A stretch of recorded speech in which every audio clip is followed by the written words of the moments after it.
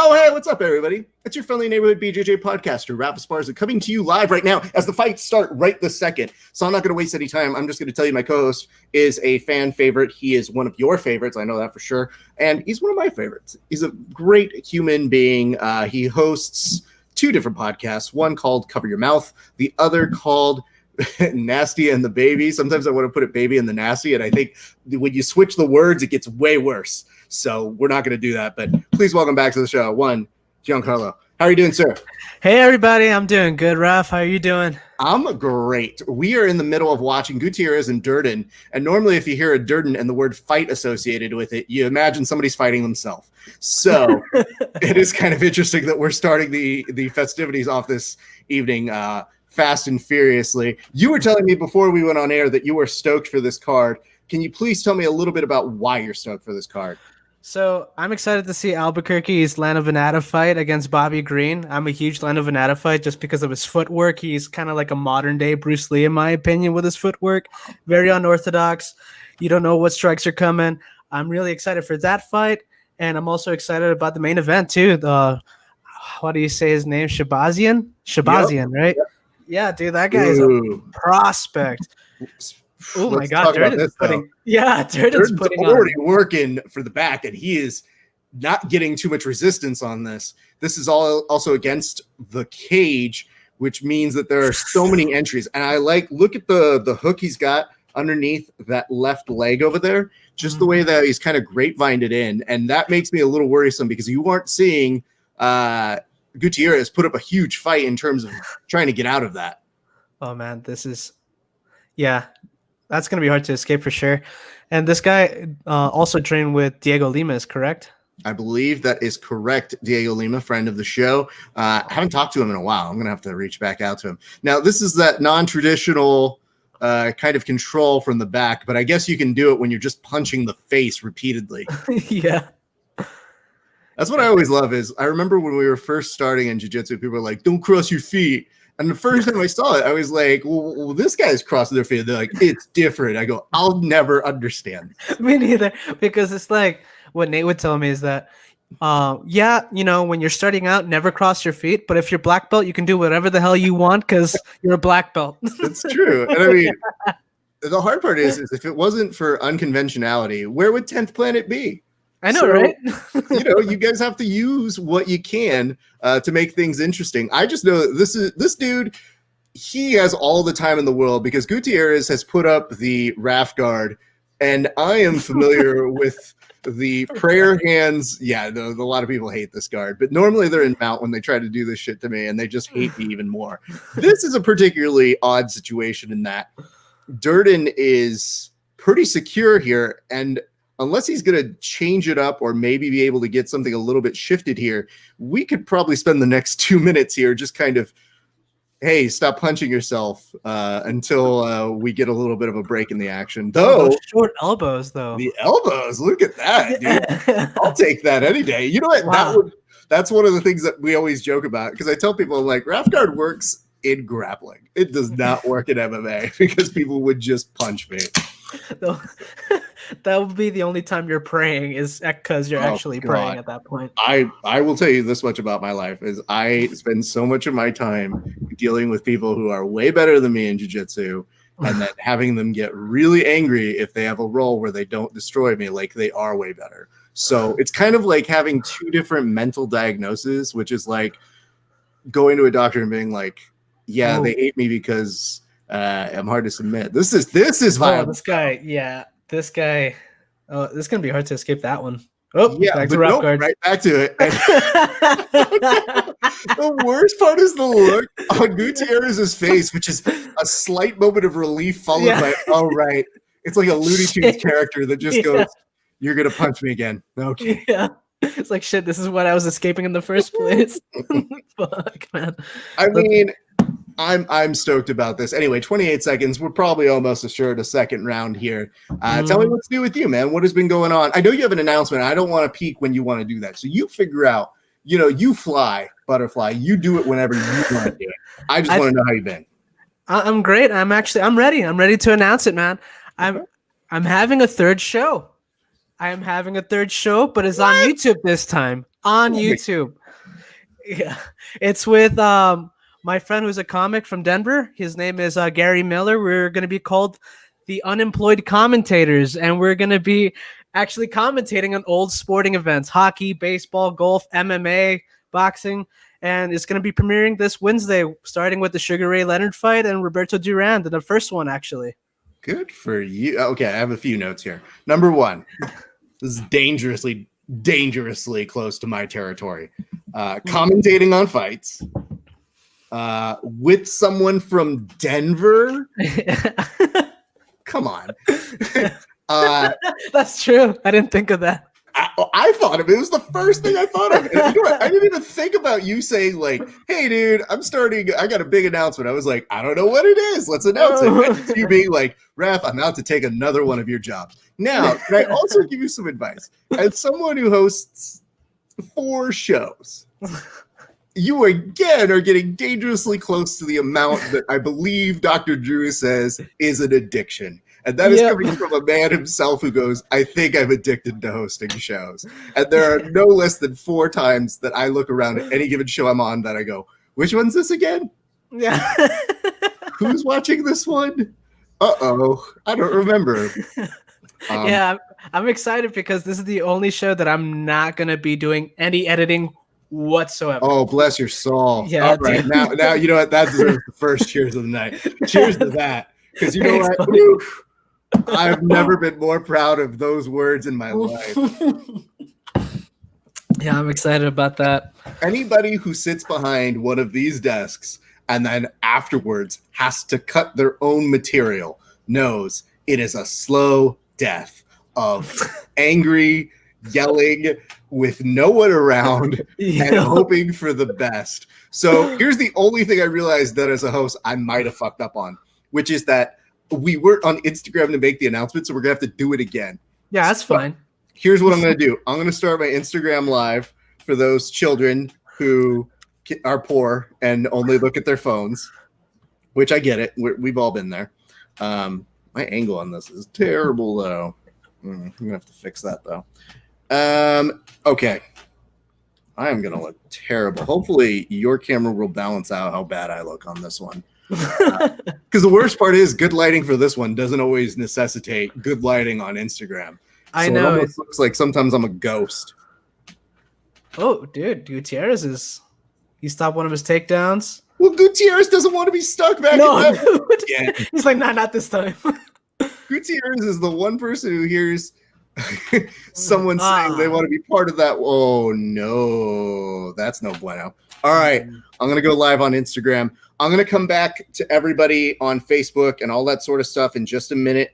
I just need a moment to calibrate, and then we're going to get back to business as usual. But we've got a nut check here, so we've got time to go ahead and do this. Oh, I like that Josh LeDuc goes, "Oh, that's cool." It seems that Josh LeDuc would be mad. What's up, last knee member? I see. G-Baby is already here, so let's do this. I'm going to go live with one. G-Baby is not funny, which, by the way, I do have to express some anger to you, which is that when I gotta turn that noise down. When we last did one of these kind of like check in with each other sort of a deals, yeah, I basically created this thing is not, it's supposed to mute the whole fucking sound, so I may have to put a headphone in this. But when we did this, I literally did something where I said, you know what? I am going to put his Instagram on the branding when we did a beer session. Yeah, once. I know. And I changed the name. And there's nothing that makes me more mad than being like, "Hey, everybody, go to this." No, Instagram. I know. It sucks because I changed it right after the video came out. All so, right. And the thing is, I was just like, I don't want to be associated with, the team that I'm in. And I just want to be like, how Nate has Nasty Nate Harris and Tate Fletcher has Tate Fletcher. And I was just like, you know what? I can't really just depend on the team that I'm in. I want to be my own brand. Good for you. Thank you. You're welcome. You're hearing me on one of these and not the other. Yeah, I know. I had to take off that. We might need to figure out a better system for this in a second. All right, here's what's gonna happen. I thought I turned my voice all the way down on this Instagram thing, and I did. However, now I'm starting to figure out that I used to have headphones put into this, so I gotta make a makeshift headphone. Sounds good. Anyway, 1 second. All right, so you talk to the people while I figure it out. All right. So everyone, I have an announcement to make. I have a third show coming out. It will be on YouTube, and actually the audio version's already out. It's called Unemployed Commentators, where me and my friend Gary Miller, or Gary Miller and I, excuse me for my English grammar, Gary Miller and I will be doing commentating old sporting events. It could be baseball, basketball, boxing, golf, even though I'm not a big fan of golf. We're going to be doing all the sporting events, all old sporting events on YouTube. You can actually hear it now on all podcast platforms. Unemployed Commentators. The YouTube video will be out this Wednesday. And yeah, I hope you guys enjoy it. The first episode is going to be Roberto Duran versus Sugar Ray Leonard, the first fight. So yeah, I'm excited. You might have covered for me for just long enough. Awesome. So let's see if I figured this out. Hey, if you guys lose sound for a second, it's your fault, not mine. Here we go. Check this out. Let's see if this works. All right, so that's me figuring it out. I think you need to also get a way to control your settings on yours. Yeah. I don't know if you have a headphone jack that you can put into that one. That would be great. Anyway, to all of you guys who are listening right now, hopefully you hear me just fine. Give me some hearts if you guys hear me just fine on this one on the Instagram. But to those of you guys who are watching on the Facebook, we are seeing a much more competitive round in this one. Yeah, dude. This second round is actually pretty even, I think. Ooh, except for that catch and trip right there. Yeah, I know. Wow. So again, what have you learned about Gutierrez in the second round?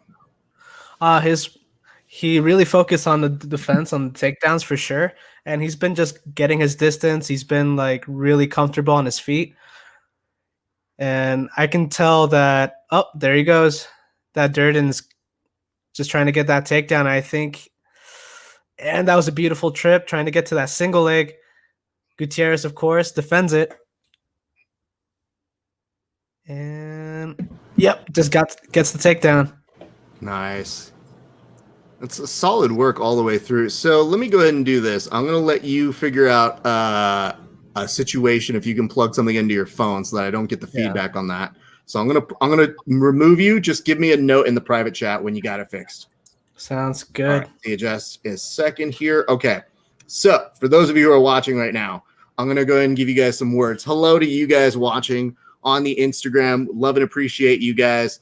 To all of you watching on the Facebooks, we will be getting to you guys. But I do want to remind you, if you give us a like and a share on Facebook, we will give you a full cheers like we do those fighting athletes that get a finish within regulation. This is interesting because right here, I can't tell if we're in on a full-on armbar. Just looking from the position of it, it does look like we will survive to see a third round. And there we go. Anyway, for you guys who are watching on Instagram, give me some hearts or a note in the comment section. Let me know that you guys can hear us just fine because it's kind of hard with these to make sure that we are being heard properly. I'm going to go ahead and double check over this way. You know, what's up, man? So I found out that my phone doesn't even have a headphone jack and I don't even have Bluetooth headphones. I know, man. Yeah, you know what? This started with noble intentions. Yeah. And it's my fault. I sprung it at you at the last second, so I don't blame you guys. It's just usually my way of double dipping. Because here's the thing. Our Facebook commenters usually are pretty consistent, but our Instagram, I hear from, it sounds fine. But our Instagram people always respond. Like, without fail, they respond. And they are saying it sounds just fine. Awesome. So as far as I'm concerned, that's a win. Perfect, at least. So that means if we don't hear the feedback on your side, then I've done my due diligence as a host. Yeah, So for sure. excellent work. All right, we're going into round 3, and it's brought to you by PS or P3. Sorry, not PS. That is my weird dyslexia kicking in right there. Round 3, top of the round. If you guys are watching on Instagram, thank you so much. We appreciate you. Hope you're enjoying your evening. My name is Rafa Esparza. What is up? I have not seen you in forever, Shag0570. How have you been, bro? So let's chat about this. Okay, so you're doing a third show. You're going to watch like old school like stuff. Are you also going to be covering like live baseball, or is it going to be like stuff that people have seen in the past? People that I've seen in the past, that people even like haven't even seen in the past, but that want to like kind of like relive history too when it comes to sports, like Mark McGwire's home run, you know, that record-breaking home run, or for me, I'm like excited about old MMA fights between like Ken Shamrock and Dan Severn, and just, you know, just shooting the shit with my friends. Good for you, man. I'm I would like stoked to have you on the show too, for sure. Oh, I would be honored to be on it at some point. You know, I mean, that's the funniest part is anytime somebody's like, oh, we'd love to have you on, I don't want to tell people like, okay, cool. So when am I going on? Like when you're on air and be like, am I on Wednesday? Yeah, right. Tell me when. Schedule it now, because you know who my secretary is? Me. Yep. I like hearing that you're good, bro. It's been forever. I hope you're staying sane, sir. I hope you've been training okay. Shag0570. Now we're at the other end of the kicking cup section of the fight. So yikes all around. All right. I'm also going to give this a share in a moment. Look at that. Nate Harris giving you some love on that side. I forgot to even share. I didn't even get a chance to share that. I saw you tag me about an hour before, and I was like, hey, listen, I'm doing too many things before I start this one. But I appreciate you giving that a share. Okay. What else do I got for you? Okay. So 325 left to go in this fight, and you were seeing a much more spirited Gutierrez. Though at the very end of that last round, it looked like, was it Gutierrez was in on an armbar? Was that what you were seeing there, or did I just see that completely wrong? I didn't see an armbar. Well, okay. I was just figuring out the situation with the phone. That's why I put on you at that moment. Yeah. It was like, you very well might have been a little bit too busy, and for good reason. Yeah. What's up, Pete? Pete? Is that the name? How many Petes do you have, bro? Oh, it's 4 Pete, so I did get it right. All right, excellent. Yeah, you did get it right, dude. Megan Johnson, I can hear you guys good on Facebook. Megan, thank you. Always appreciate you and all that you do for us here on the show. All right, so again, we're going to remind you guys, if on Facebook you give us a like and a share, we give you a toast. That means we give you a nice, beautiful cheers that you deserve. And I got to tell you, even though I like this fight just fine, I am very excited about my friend Vince Cachero, who is going to be the next fight. And it's hard for me to contain that energy because Vince is a hometown hero. I've trained with him. I think the world of this dude. He's one of the hardest workers and just humble AF. So, you know, I mean, like, I'm not telling Gutierrez and Durden to hurry it up, but, like, you know, if they could get to Vince, I'd be a little happier. That's all. I thought Durden was going to finish in that first round for sure. I didn't feel that. And especially especially at that 2-minute mark, I said, this is where we're going to be.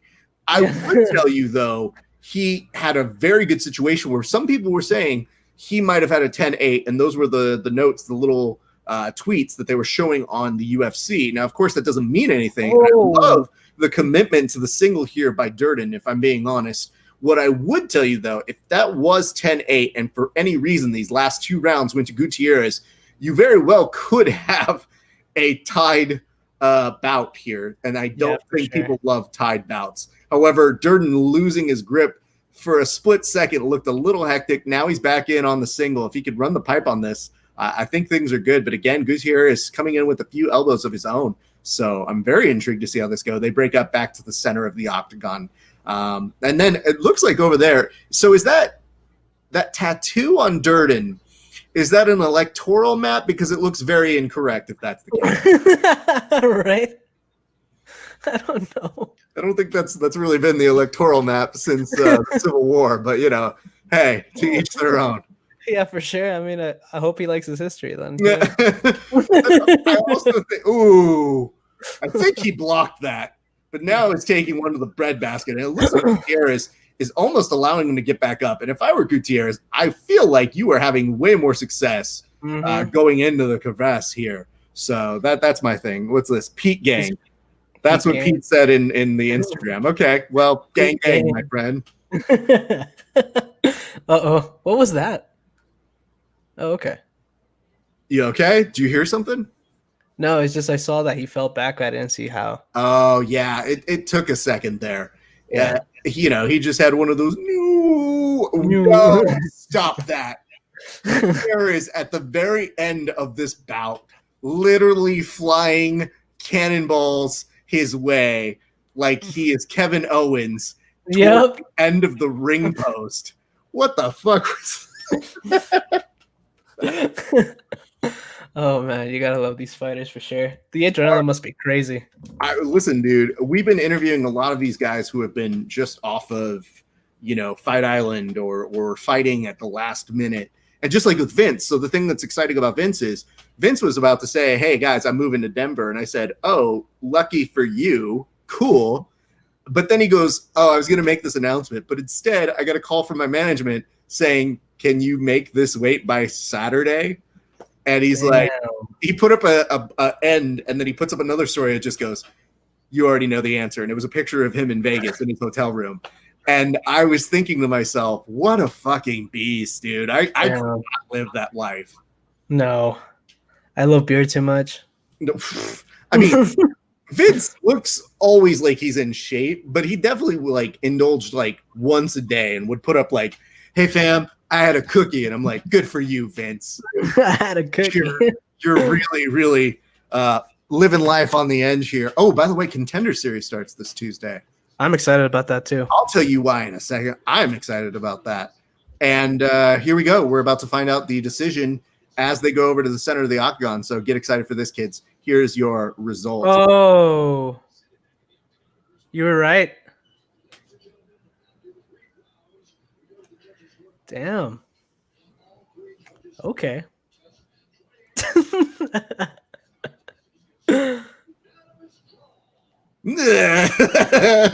As they both look at each other. So here's my one issue. I understand draws are sometimes a necessity in fights, but yeah, I always feel bad for the fighters when they do get a draw because it makes me think why did we do this again? Yeah. If I was a fighter, I'd be like, this might have been a waste of my time. What the fuck was a draw? However, look at these significant strikes. 46-30, 1-2 on takedowns, and then control time was all Cody Durden. So it had to have been that first round that belonged to Cody, if I am so speaking out of turn here. All right, well, that happened. Join us, fam. We're watching some prelims, putting this up on Verbal Tap. All right, good time to remind people how this all works and operates. If you like what you see, give us some hearts on the Instagram. If you're watching on other methods, that's fine too. You can give us hearts on the Periscope. I know some of you watch that on there. Some of you don't even know who we are when you watch on Periscope, and that's fine too. But if you watch on Facebook specifically and you give us a like and a share, we give it a toast. So I'm going to ask you, sir, what are you drinking tonight? I'm drinking this beer. This is the first time I'm trying it. It's called Riot Ipa. It's from the same company, La Cumbre, because they're my favorite brewery at the moment. And it's darker. They call it a Burqueño Pale Ale. Okay, what does that mean to our Anglo people? I have no clue, man. I have no clue, but it tastes delicious. I like it. Beautiful. I just can't bring on, a Puerto Rican over here and just be like, hey, listen, do you know what any of this is? And you go, no. Yeah, I do not know. Because it's funny. It's an Albuquerque thing. So they're like, a Burqueño Pale Ale. I'm like, sounds good to me, man. Oh. I would love to have some. Thank you. Yeah, for sure. It's darker than the other one, but I'm still a fan of the elevated. Yeah, no, that looked super delicious. And more importantly, I like this. So 22 years and 9 months. He is the 8th youngest headliner in UFC history. The youngest is still Vitor Belfort, which just goes to show you that Vitor did that back at UFC. Do we refer to it as BC in those eras? I don't really know how they count those. But yes, Vitor Belfort was a child once, children, if you could remember as far back. Was that UFC? It's probably UFC 17. Yeah, right, with Vanderlei. Something in that realm. And I don't think anybody here is expected to remember anything that deep. Yeah, right. If anybody's sitting here being like, "Ooh, actually, UFC 14." And I'll be like, you need to go out more. Yeah, Vince is nasty, dude. I wonder. So they're gonna pull all from LFA for him. So that's like the one highlight clip that they're gonna have for him. Then, I mean, Vince has also fought one of my homies, which is always fun whenever you find out like your friends fight each other, and you kind of ask them. You're always kind of nervous as an interviewer where you go, "Do you guys cool? Is it, like, where are you at?" And both of them couldn't have been nicer. Both of them are just like, "Yo, dude, I love that guy. He's great." Like, just because you fight somebody doesn't mean you have to hate them. So I know, right? They're perfect examples of that. They're a different breed of human for sure. Well, it's also interesting because Vince is a friend of the show, and my other friend is a friend of the show as well. So that when you have to break them down, you know, it's just like, hey, man, I'm glad I didn't have to cover you guys' fight in that way. I'm just glad that I could just look at you guys and say, like, figure it out. And then their friends tell me how similar they are. They both love Run the Jewels. They both talk about jonesing for gummy bears when shit gets hectic. Like really random shit where I go, what? I asked you a same question and they responded the same. Are you guys in a mirror? Is this a job? Like, why did you guys fight each other? You guys will be best friends. Unfortunately, though, for my buddy, Vince did get the better on that one. That was by decision. But the two of them have mutual admiration and respect for each other. So that's always great to see. I very much appreciate when gents are like this. Look at this. Christopher Consticus. How do you say that last name? I can never pronounce his last name. Consticus. I think that's the closest. Yeah, because I always says Constantinople. Yeah. No, but, on that. Yeah. Yeah, he's my number one fan for sure. Good for him. That's awesome. Well, we welcome you to the show, sir. All right. Let's remind people again, like and share. When you do that, we give you a cheers on Facebook. And I'm jonesing to give somebody a cheer right now. So just to give you guys a heads up. And I have nice things to say, ish. So yeah, I mean, it depends on who the person is. That's not a blanket statement I say very lightly. So you know, to get back to the whole commentating on two people that you care about. For me, it's just commentating. It's hard to be a commentator when you're really close friends with one of the competitors.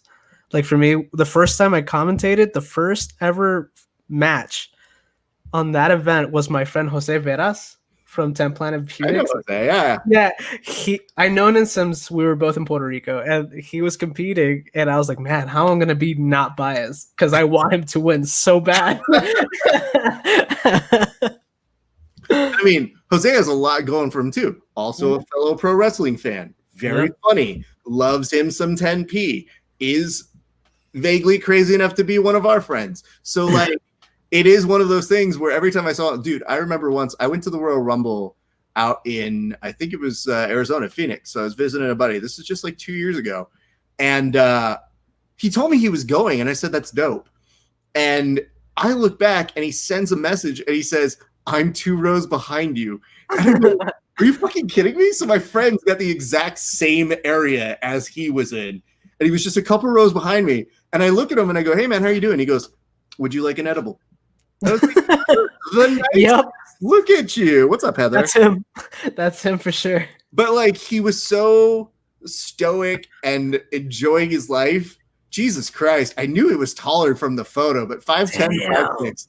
I mean, Vince can hang though. That's the whole thing about Vince is Vince, when we rolled, this was maybe 5-6 years ago when we first, I think, trained. And the craziest thing about Vince is his game is like improved leaps and bounds. But when we first rolled, I thought like, man, okay, I'm in this with him.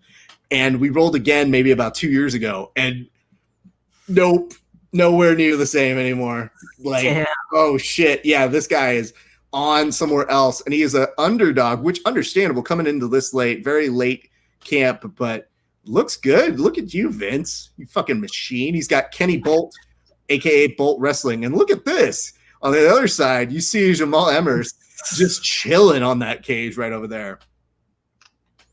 I like that there's a guy named Philip Lame on the Instagram because It's LeMay. It's LeMay. oh, okay. Well, don't ruin things for me here. Megan, I see you have given us a cheers. I will take care of it. I hope you understand. Friend is fighting in the cage. We'll return back to you shortly, but we appreciate you so much. Here we go. Round 1 with Vince. Let's go, fucking Vince. Do this. So that way I could say I almost beat a guy in the UFC at Jiu-Jitsu once if you were scoring by things. That's it. I like this, Philip. Thanks. Love it. Yeah, of course. Because he's an actor in Denver that I hosted a show at. Uh-huh. He's like, you better not say lame or I'll kick your ass. Oh, no. Does he also train? No, I don't know. I'm not sure. That's a good question. Fair enough. All right. Vince coming in looking good. Hi, Rachel. Some kicks over by Emmers, trying to attack the leg, comes up with a flying knee, doesn't really get anything onto it. Vince still looking pretty good over that way. Still looking good, holding the center of the octagon. Oh, man, he's controlling it. I mean, Vince is like a huge proponent of stoicism. So that's why I started pulling in these stoic things very easily. I mean, he loves himself. Some Mamba mentality, huge Kobe Bryant fan, but he's going to be fighting this reach as he's coming in. So he already knew that going in. And if you could look at some of Josh Emmers' strategy, he's trying those kicks that were working very effectively the other day with Whitaker and Till. Very nice punch over there, controlled, and he's using, again, that clinch. Vince already trying to push him up against the cage over on this side now. And beautiful defense. These are very good. I think I'm seeing, is that Vince bloodied up a little bit on the head? Maybe just a little bit red either way. Still looking fairly solid of a first match. What's up, Vernon? Good to see you, bud. Hope all is going well. And I mean, the hardest part about this is you're going to see Vince want to try and get him up against the cage, use some of that bolt wrestling, use it in there. The problem is just that clinch, that ability to maintain. And these kicks are looking very good from Emmers to begin with. This is really like a fast-paced fight already. Yeah, I mean, that's the beautiful thing about Vince. So a long time ago, when you saw that already, though, looking at this, though, 6-6, 10-3 over by Emmers on that, and then 2-3 over on the legs and the lower section on that. So very good start already beginning for both of these guys. Justin, thank you very much for the like. Remember, give us a like and a share, and we're going to give you cheers. Though you didn't get in before Megan, so Megan's going to be first. Nice knockdown. We got to stay calm. Very nice. I'm talking to myself, not you, Vince. Reversing over this way. Nice pummel. Again with the reach. Now we're starting to see that wrestling come in. Let's utilize it, Vince. Last I remembered, I think Vince is actually a brown belt. Could be wrong on this one. Has been training 4 years. I can verify his jiu-jitsu very solid. And what I thought at first was him being bloodied is not there. And we're already seeing as a response, Emmers taking a few seconds to compose himself from a low blow. So dick move there, Vince. I'll see you later about that one. Woo! All right. And I like this. See, Vince is already such a good sport. He's just trying to tell him from across the cage. He's already lifting his hand to be like, hey, bro, sorry. Let's exchange back. Time resumes. 2:17 left on this clock. Again from the kicks over on that side by Josh Emmers. Now, Kashera, again, as I mentioned, a stoic, somebody who loves getting in, a nice knee return from the combination. Yeah, this reach is a problem, my friends. He knows how to use this reach really well, too. Emmers. He does, and I think that he understands, especially in a short notice fight against an opponent, once he figured out, all right, how do I change the strategy, utilizing that reach for somebody who's maybe going to have a last-minute set of plans. Vince gets a couple knees and then backs out of it, able to make some good on that. He's really tall for a featherweight. Yeah. I mean, that's the kind of thing I think that you really dream of when you are fighting, of being like, let me go ahead and go down a weight class because this is that kind of utilization I can have for my body. For sure. And especially, he's not like lanky. He's like a muscular 5'11". Well, now we see why he was leaning on that cage so effortlessly back there. Yeah. I mean, the hardest part here, and I would assume if I talk to Vince about this afterwards, is going to be trying to make do. We need to get back up, Vince. There we go. Is trying to make do. It seems like a lot of the struggle here is to find the angles to get through to him. Damn, his clinch work is really good too, though. I mean, absolutely, dude. Both of them. It's continuous. I mean, Vince is, I think, just trying to eat a bunch of knees so that he can make the difference up here. But they are problematic to use against this entire time. Good Lord. Oof. Nice. Oof. Both of these guys. Jesus Christ. Man. Emmer's just continuous and relentless with these knees. And this is only the first round, kids. Oof. It's an exciting round, dude. Vince eating it. Now, hopefully, we can see a little bit of his jiu-jitsu. We're not going to have a guillotine there, Vince. So I'm going to, I love when Vince works off the elbows from underneath. Now, we're going to see him try to pass over for what was going to look like an arm choke, but Vince very aptly gets his jiu-jitsu game in very quickly, goes to guard, and is now maybe looking for a sweep here, but instead, we're going to get the end of the round. Classic Vince Cachero trying to get the elbows in there. That fight felt longer than 5 minutes to me. Yeah, for real. Me too. I was like, man, this is only the first round. What's up, Kyle? Good to see you. But yeah, I can already feel how much sweat I have perspired, not just from the lighting here, but from the fact that this is a friend. I don't normally sweat this hard for anybody else. So, bro. In Albuquerque, I've been sweating so much. Oh my God. I can only imagine, man. And I'm sure even with any kind of training right now, you guys are, if you do have any kind of gym bands, probably thinking to yourself, gym bands during the summer, let's revisit this again. Yeah, right. We have to do it all the time, but a couple of days off in the summer in the future without the virus sounds pretty good too. Yeah, it was like 103 degrees for like a week straight. Bro, I was like, oof. I'm glad I'm not training. I got into my car this week to go train, and I saw it say to me, it's 106 degrees. And because I was in air conditioning, I go, to who? You're locked in the car. And then I stepped outside of the car afterwards. And I was like, no, I'm dying. Please bring them back. Now, tell the story of the fight thus far in is going to be those knees. So I'm wondering what Vince's corner told him in between the rounds over on this side. So be very interesting to see any modifications he's making, because Emmers is utilizing the reach and these knees very, very appropriately thus far in. He's been using those, I forgot what those kicks are called. The ones that... Kicks.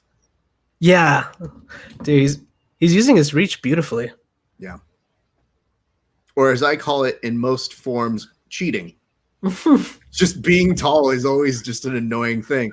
I'll show you a video of this later, but I had somebody literally, as I got side control, from me getting side control, took my back. And I said, that's the dirtiest thing anybody's ever, like, this was a crime. I can't believe you did this to me. And I sent it back to him, and he goes, hey, man, it's all love, bro. And I was like, it's not all love right now. I don't appreciate you at all. Like, how tall are you? I am about 5'8", 5'9", with good shoes. You're still way taller than me. I understand that, but I'm not trying to make it seem like I'm going to have the world's most appropriate reach. You'll see me and go, that's a normal person. Look at that. That seems about right. Ooh, Emmer's getting really good punches in on Vince over this side. Vince is going to need to circle out. Stay away from those knees, my friend. We need to go back to center. And Vince is looking a little wobbly over on this side. So a little concern over on this side. I'm sure the ref is trying to keep eyes on it. But if he takes any more of those knees, it is going to be problematic. What is up, Jordan Jitsu? Going in good with the jiu-jitsu here. Maybe for Vince, but he's got to be very careful. I know Vince's game for leg locks can be good at times, but he has transitioned more to an MMA game. He's starting to absorb some of these shots, and he's going to have to protect himself. Back up top, now you're seeing Emmers trying to take him down with the waist control. This is where that bolt wrestling is coming into play. Now, this is where we're very much going to watch how these knees go over. You see Vince switch over to the other side, trying to use that Kimura grip, goes against a round, gets an overhand grip on this. Now, he might try to push him back over, but I have a feeling Vince is very tired over here. Pummels back in, has one under, gets a good blow over to the side, has to start backing out. And I looked over for a second, like Emmers was fucking just like using his head to get a shot in after he got a shot to the face on that. Oh, I think he kind of stunned him a little bit too. A little bit, and we can use that right now, Vince. And even there, just Emmers just swatted here. Oh, man. Come on, this Vince. is such an exciting fight. I mean, Vince is making a very strong statement for his very first fight in here. As exhausted as he is, this man will go until he cannot go anymore. That is one thing I know for sure about my buddy. So that is why I'm very appreciative of this. Let's stay calm, stay focused here, Vince. Regroup. Man, Well, he won a fan. What's that? He won a fan in me, man. Oh, that's awesome, dude. I mean, I we'll talk more about you being a fan after the fight because while I appreciate it, I would way love it more if he wins. Yeah. I'll be like, hey, Vince, you want a fan that I was talking to on air? And he's going to be like, that's good, bro. That's nice. They're going to be like, just, he's good people. We like this kid. Those of you who are watching, I hope you are watching this fight. So good so far. It is 126 left to go in the second round. Vince is looking like one of those boxing movies that you see in the 11th round, even though he's still got to go with a lot of time on the clock, which is known for fight time. But again, Vince taking this on 2 days' notice, everybody. Cannot stress this enough. Fucking warrior, man. Of course, Vince, a Hawaii native, just when he says that he's going there to fight and protect his Ohana, he is not lying. Now look at these stats over on this side. Emmers is leading 50-40, and you do see Vince there, but Vince is putting up the 25 and 26. So if nothing, he is consistent. He just needs to have a higher output than Emmers. Let us hope that these strikes are having more significant aspects. This is actually where I think Vince does want to be. He has great elbows off of his full guard over on this side. So I can't tell how great of an aspect this is for somebody to try and take Vince down from this element. Yeah, I was going to ask that if he was like either Samoan or Hawaiian due to his tattoo on the leg. He's definitely Hawaiian. There's lots of allohas on his page, lots of ohanas, lots of very, very great things that he talks about Hawaii. He also, for Hawaii, he talks about his family owns a boiling crab out that way. So whenever he finishes his fights, he usually does a visit over to Hawaii where then he goes to pig out on. I was like, I couldn't tell if they were breaking it up because I got caught up for a split second because they were like, hey, bro, could you not elbow him in the head? We frown upon that here. I was like, no. No, when he does have his moments in between fights, he does go out of his way to see his family, visit his family's restaurant in Hawaii, fills up, but he just pigs out, dude. Like seeing that man eat is like, bro, I didn't know you had it in you. I would have thought you were a lightweight, bro. For real.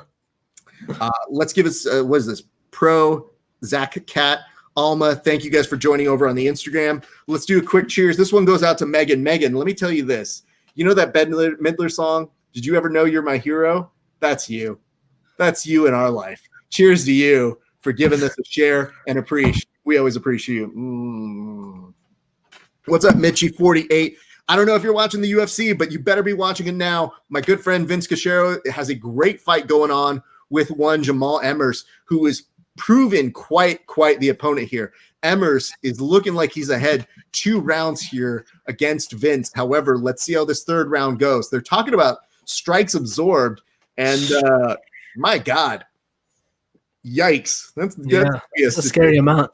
I'm going to send him that as a Christmas card later. Remember this? Hey, listen, bro, I'm not going to be able to do that to too many people. Vince is such a stoic. He might be like, that's okay, funny, Raph. And I'm going to be like, no, it's funny. You just, it's a different time. Let's hope he wins this so that I can really do it. Yeah, for sure. Love that. Megan Johnson says, love it. Cheers. Love y'all. Megan, you are great. Thank you so much. We go down right now. This is interesting. Vince still looking pretty composed. Hopefully the round off gave him a little bit of a wake up. They used some sort of smelling salt or Raj Al Ghul trick to bring a little life out of him because he's looking a little feisty. And again, we're looking for a takedown over here. Bolt Wrestling. Let's pull through right now. Vince looking good, being able to come in. I don't love Vince being within the reign of anywhere of his knees, so I want to see him circle out whenever possible. Good, decent takedown here, but again, this might be to Vince's benefit. Nice foot, hip action over here from the guard. You saw kind of a big step over that way by Emmers. If he can make this waiter sweep work, I would give him $20. I won't really, but I would give him some props. Good Lord, Vince. This is all autopilot, man. Like, this is all a guy who's fighting just last minute. And I have to say, the impressiveness of his ability to do it. And by the way, a good moment to take notice of the tattoo that you were talking about earlier. I forgot how much work he had got done on this leg. That must be so painful. I guess, dude. Fighters are different breeds of human beings. We are not quite like them. I don't want to speak for you, but I'll speak for myself here. I just don't think I could sit that long for a tattoo to begin with.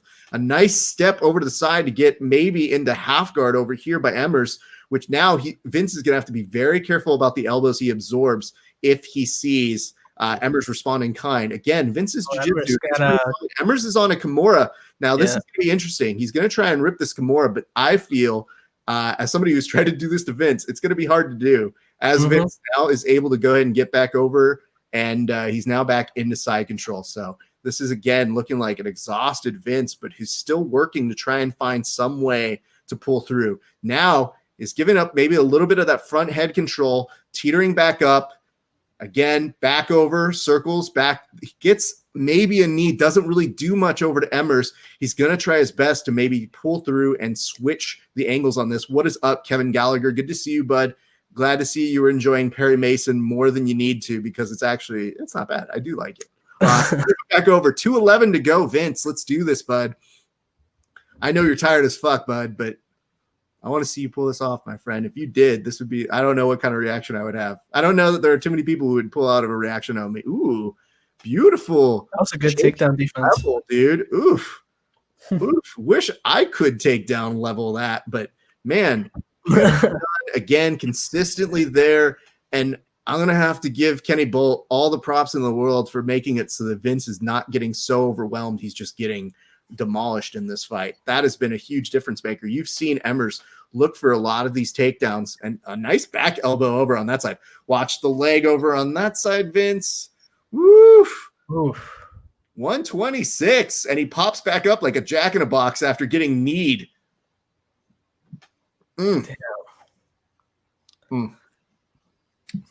Watching Vince eat it hurts my soul, but at the same point, just so much respect for this young man. Emmers' takedown, though. Takedowns are Emmers is doing great, man. Emmers is one of those guys that you definitely know has put in his time. Man, let's work here, Vince. If you could take this, that would be really good. I would really appreciate. I mean, yeah, bro, hit his back at this point. Nice take of the back. The control's a little off. But yeah, so lanky that it might be just a little bit to keep Vince preoccupied here. And again, this is the area where Vince is going to have to make sure he just does not get finished, because I would like to see him ride this out. He will not get the win here, but at the very least, it'll be indicative of the kind of fight that he's able to make it to the decision, again, as a true beast that he is.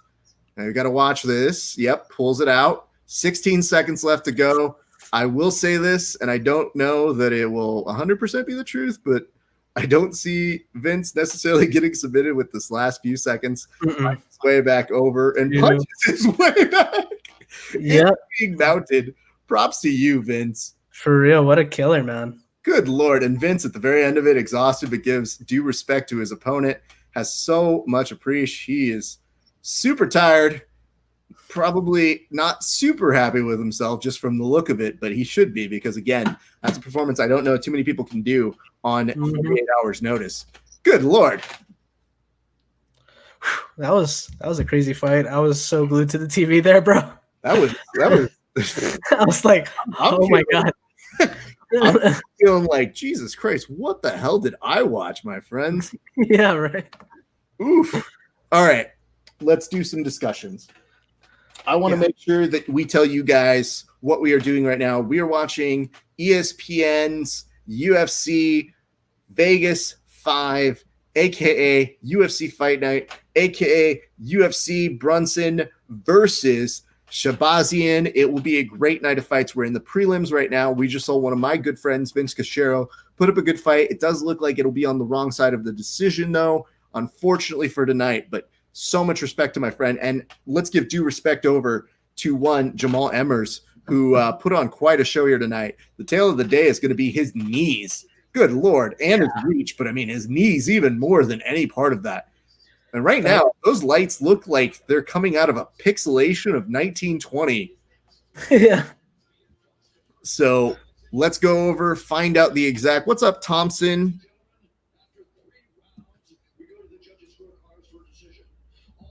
All three judges are going to give you 30-27 in favor of Jamal Emmers. And congrats to him. Keep your head up. Good, Vince Cachero. You put up a great fight, especially last minute notice. Can't say that enough. He is at Pretty Boy Emmers. That was really impressive. On both sides, for sure. Absolutely. Man, I just want to say this. You know what's so great?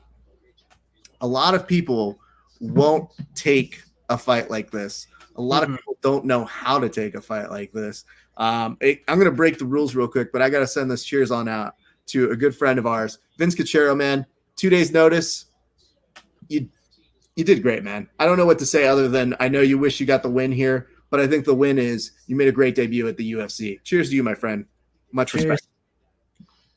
Though I would like it noted, I almost beat him in like 2014 when we were rolling. Hey, man, you take that. I am going to take that achievement. I'm just saying. I mean, listen, if he has given me problems, then you would think that I'd want to root for his opponent so that I could be like, yeah, get him for me. Occasionally with some of my friends. Let's hear what Paul Felder has to say with our winner, one Emmers. They're talking about the pacing to begin with.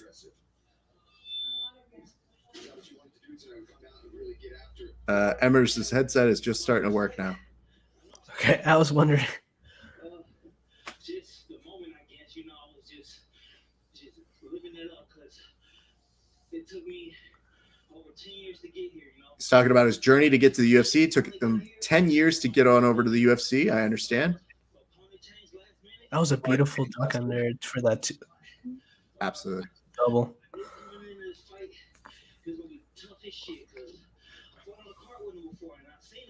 Oh, so Emmers is saying he's like, I fought on a card with Vince before on the same card, and I've seen what he can do. So he knew it was going to be a hard fight.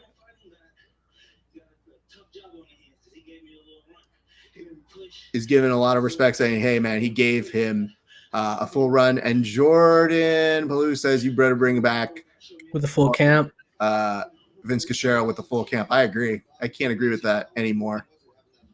He has heart. He just said to Cachero at the end of the fight, you're a dog, bro. Okay. I mean, yeah, I know what that means, but it just sounds funny, by the way.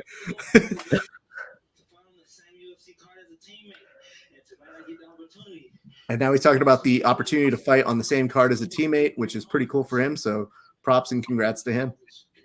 Awesome. That looks like how they're going to end the interview over that way. Good Lord. Whew. I'm sweaty. I feel like I'm just barely catching my breath. This is only the second fight. Yeah. I mean, I'll tell you this much. I don't know that I was going to be as invested in any other fight as I was in that, but good Lord. Whew. Okay. Vince, so proud of you, bud. All right. More background, I think, is on Shabazian, who, again, very famously has trained with Ronda Rousey, and they are using that footage. I will remind those of you watching right now on the Facebook, give us a like and a share, and we will give you a toast on air. So I just want to remind you guys, I'm going to check all of our other places right now as we continue on. But in fact, I might even make a quick little video that I'm going to put up on our Instagram. So, John, tell me this. What else has been going on? Like, what have you been doing? Have you gone back to training? I don't know where everybody's status is with the training and the not training. So, I've been doing some training, like some training that I've been doing with people that we're not we've just been getting together in a garage and all that. Because at this point, social distancing and stuff, but at the same time, I need to get in shape. So if I do get it, I'm in great shape. So it's like on either side, like on both sides, I see it. But I've been doing a lot of Zoom comedy shows. I actually got booked by Adam Hunter from MMA Roasted to do a comedy show. and it was a great time. It was a really good experience. I bombed, but that's the only way you learn. Can I tell you something right now? Yeah. I saw you put up this post after you did it. First of all, Adam Hunter, MMA roasted, very funny human being. If anybody understands what it's like to bomb, Adam understands. Yeah, exactly. So you're not doing it amongst a lost audience here. But can I be very frank in saying this is the time to bomb? Because fuck everybody. We need entertainment. If you don't like what's going on, you can go fuck yourself. Yeah. So, but then Tate Fletcher sent me a really beautiful message and he was like, dude, you did awesome. And I was like, I did? Because I didn't feel it. He's like, no, dude, you did great. You just got to polish it up and it's just going to be even better. And like, I've bombed before, but this is like, this is material that I've done before that I know works, but it's because it's in a Zoom atmosphere. Some jokes are not going to stick as much because you're not feeling the energy of the audience. Right. So it's a really cool way to sharpen up your skills as a comedian. Well, to be fairly honest, this is a different beast doing this than doing our traditional forms of stand-up comedy. Like doing a traditional form of stand-up comedy, if you have built-in areas for the audience, there are going to be moments where you're going to go, oh, hey, I'm expecting this reaction here. This is almost a performance art in itself with learning how to adjust your timing. So that it's not necessarily a built-in like, ha ha ha. It's more like a built-in people watching like me at home going, oh, okay. Yeah. Yep. That's funny. Exactly. But hey, man, Tate Fletcher giving you that note has to be even better than if you had crushed it on a digital performance. Yeah, I know. It's really crazy, especially being surrounded by so many talented people like yourself, like people that can ask for advice, and Tate Fletcher being one of them, Nate, and then now like being able to like being Facebook friends with Adam Hunter, who like I always thought was funny for a very long time, and this is like a huge step for me too, being like networking with people like him, and it's really awesome, especially like you said, like a year ago, like coming out of nowhere. I'm basically a guy that came out of nowhere. Let's put it this way. Everybody's a person who came out of nowhere, unless they were fucking rich and fed with a spoon. That's what makes us funny, though, because you all have to bring your experience to something that is unique, new, different. And I look at those opportunities as moments to say, like, hey, listen, I don't know if you guys know how funny I can be, but this is a great opportunity to share with you what makes me special. Every time I do one of these shows, all I think about is I just say like, hey, listen, if this isn't in your bag, go somewhere else. But if you want to come here and stay and party with us, you're going to have a great time because no one's doing what I'm doing. Exactly. So if you create that niche, I've heard for years from different comedians that are just like, what kind of audience do you want? Do you want an audience that sucks or do you want your audience? So for me, I've always been like, yeah, if you guys don't like it, go somewhere else. Because guess what? There are people who come back, and there are some people who I think that have been, they've learned new tricks because of COVID. So to me, whenever I see like Fallon and Kimmel and, like Trevor Noah doing these digital shows and having to change up their whole thing, I go, ha ha, welcome you guys. Now you're at my level, dummies. Yep. But yeah, I'm excited. That's good. I'm going to interrupt. I'm going to do this because I've got this over this way. So it's me using my iPad. I'm going to do this one real quick, and you guys will see the message that I'm putting at least on Instagram that I'm going to send to my buddy Vince. And here we go. Yo, this message goes out to one Vince Cachero. Bo, you did that on fucking 48 hours notice, man. Super happy for you. Super proud. Great way to represent yourself and your team, my bud. So very much respect for you. I don't like that one. I'm going to do it one more time. Yeah, you got to do it more than twice, bro. Well, the only issue is I'm live on these things, so you guys get to do it again. You also get to see the perfectionist nature of being like, yeah, I didn't like that one. Yeah, like everyone on social media. Well, I usually do one and done. Like if I ever send anybody a clip from here, I just kind of think to myself, like, yeah, y'all will see if it happened well or not. Yep, exactly. So, all right, here we go. Yo, this message goes out to Vince Cachero. Vince, great job, dude. No, it didn't go your way, but man, you made an impressive debut over in the UFC, and you did it on 48 hours notice. So proud of you, bud. Sending you good vibes. Now I'm going to continue drinking, and I hope you do too. Or eat something. Eat something good. Like, you earned it, bro. And give Kenny Bolt a lot of respect for all the wrestling that you were able to work off, because I know as hell I would have been taken down 15 times. Much respect, bro. All right, now I just got to tag him. And there you go. Now you see how I send my messages to my friends when I am doing one of these. Because sometimes it is hard to take a break and be like, ooh, I'm going to put my friends on hold while I do this. Yeah. Yeah, Ralph, quick question. Have you gone to a barber ever since the pandemic happened, or are you just letting your hair grow out? Because it looks great, by the way. Thanks. Yeah. So part of the reason I also wanted to reshoot this one was because I looked at my hair and it was like, what the fuck's wrong? My wife and I were joking, and I told her, I was like, babe, it looks like I have two competing haircuts now. Like trying to do something entirely different. And dude, when I've seen video footage of me rolling, like I don't recognize who I am based on the hair. Like I know it's me because I look that shape. But then I see the hair and I'm like, what the fuck is that? Who is that guy? So I've been going all along it. But my wife tells me at the end where I go, it's two competing haircuts. She goes, it's actually three, because she's behind me and sees what's going on here. Now, she was the one that gave me a haircut live on air for one of my shows, which I didn't mind. She felt bad, but I was like, who gives a fuck? You know, who's going to see me? I mean, you guys will, but you don't come because you want to see what haircut I have. I'm not fucking Jackie O or Jennifer Aniston. You know? Yeah, my girlfriend gave me like a mohawk mullet, and she's like, and people are like, that haircut's like, what are you doing with that haircut? And I'm like, well, first of all, I'm just trying to look good for my girlfriend, and she's the one that gave me that haircut, so I don't really care how I look. Like I said, y'all, I love y'all a lot. You guys are like fans and friends of the show. I get it. But if you guys think that I look dumb or bad, okay, no big deal. There's one person who has to see me every day, and it's my wife. Second person, my dog. If those two don't like it, then I might have some issue with it. But my wife did it to me.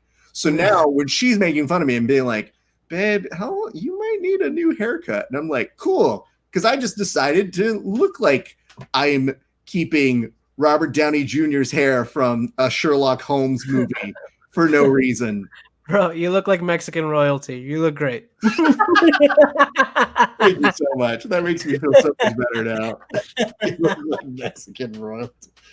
This is the time when I'm gonna create my my Mexican royalty telenovela. Yeah. So that way I can do it. I'm just gonna be like the aristocrat that grew up too good, but has been dealing drugs on the side, and dad didn't like that. Este domingo en Tele Esparza. You'll be the narrator, and that's what we'll do. I'll react a lot. Those of you who are wondering what match is going on or what fight is going on, we're like 3 minutes remaining still on the fight with Munoz and Madness, which, by the way, knees to the groin. This is America's Funniest Home Video Day. For real, man. I'll be right back. I'm going to go get myself another beer. Go for it, dude. I'll see you back in a second. I'll hold it down over on this side. All right, guys. To those of you who are watching, hello and hello. Give us a like and a share. Let us know what you guys are enjoying from today's telecast. My name, of course, Rafa Esparza, your friendly neighborhood BJJ podcaster, having a great time. I've been told that I have ridiculous hair, and I believe it. Bro, back-to-back nut shots? No, you can't do that, bro. That's just mean. Man, there's nothing quite like watching a dude double over and be like, yeah, bro, you hit him again. The jewels, they've been compromised. So sorry. Ouch, 3,000. So those of you who have given us, I guess, some likes and retweets, thank you guys. I appreciate it. We're doing our best to keep along as we watch along with tonight's festivities. My name is Rafa Esparza, having a blast of a day. Got Gian Carlo going to be coming back in just a second once he gets his beer. But in the meantime, I'm holding it down for us. Munoz in the black trunks, Madness in the white or silverish, if you ask me what they look like. Goes in for a takedown, and you're looking at this. Munoz doesn't quite get the takedown, but he might be able to force it just through attrition over on this side. Gets the back control, now lifts him up and tries to ring him down like a mom at Kmart. Not really as successful as a mom at Kmart, though, because at this point, he is just stuck on the backside. So we will see what is happening over on that way. I want to give a crowd shout out to one Ned Amaral. Don't really know how to pronounce your name. Ooh, we were going to see a German suplex there, but that didn't happen. So womp womp.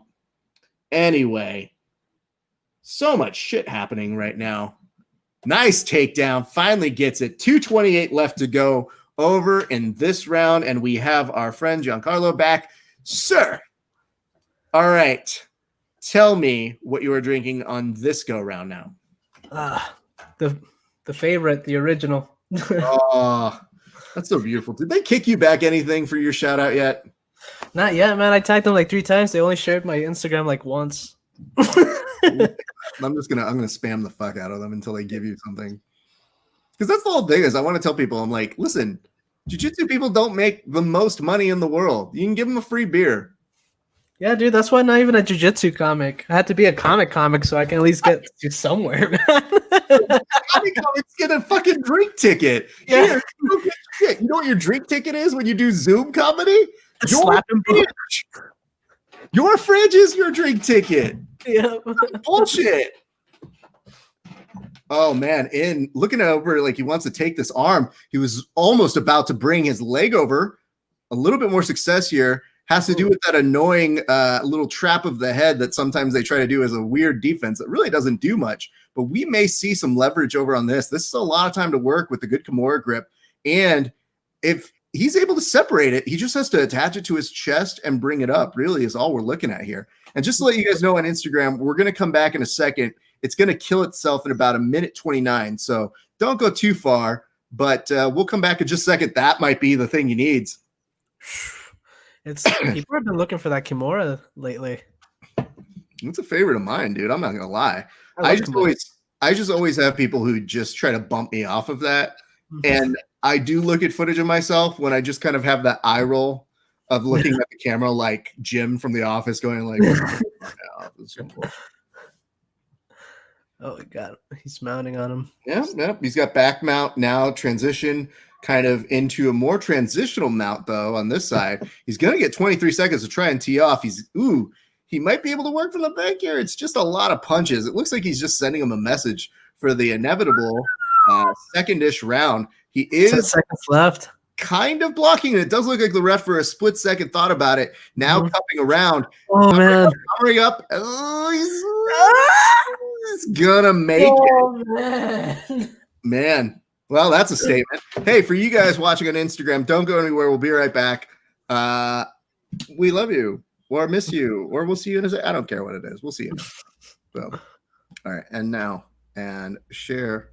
And this is why this whole thing like fucking trips me up. Because now, whenever I have to do these, I don't have time to write a funny caption or anything. I just kind of go like, watch it. Yeah. This is the thing we did. You either watch it or don't. UFC Vegas content. That's what I'm gonna write in the comments section. UFC 5 content.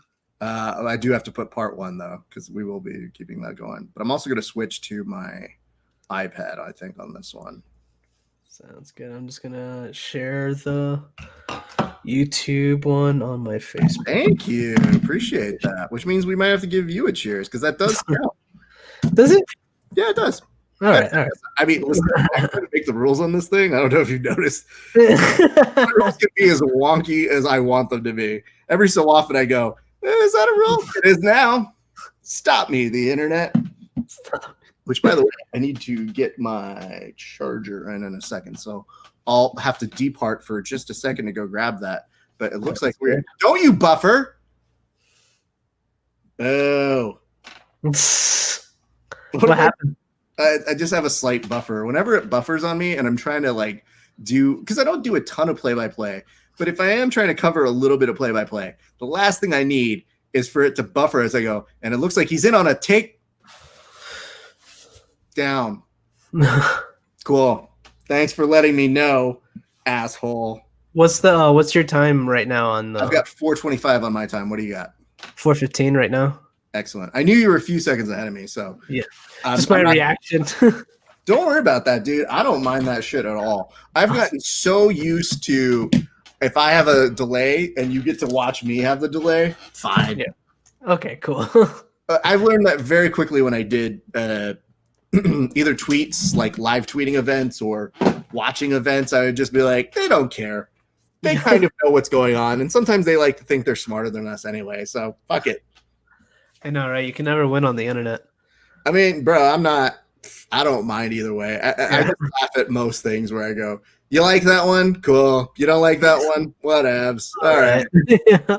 Because I think the hardest part is most people want to get a reaction out of you. They want to think that you feel bad about something. Mm-hmm. And I think the hardest thing that you can find is when you do these things long enough, you go, nah, I really don't. No, I'm okay.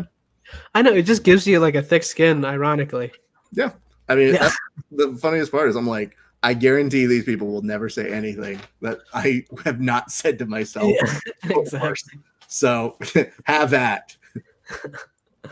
You know, I've been giving myself an ultimatum lately, and I said, if I do all of a sudden lose my job and then like in the next few months, I'm going to LA.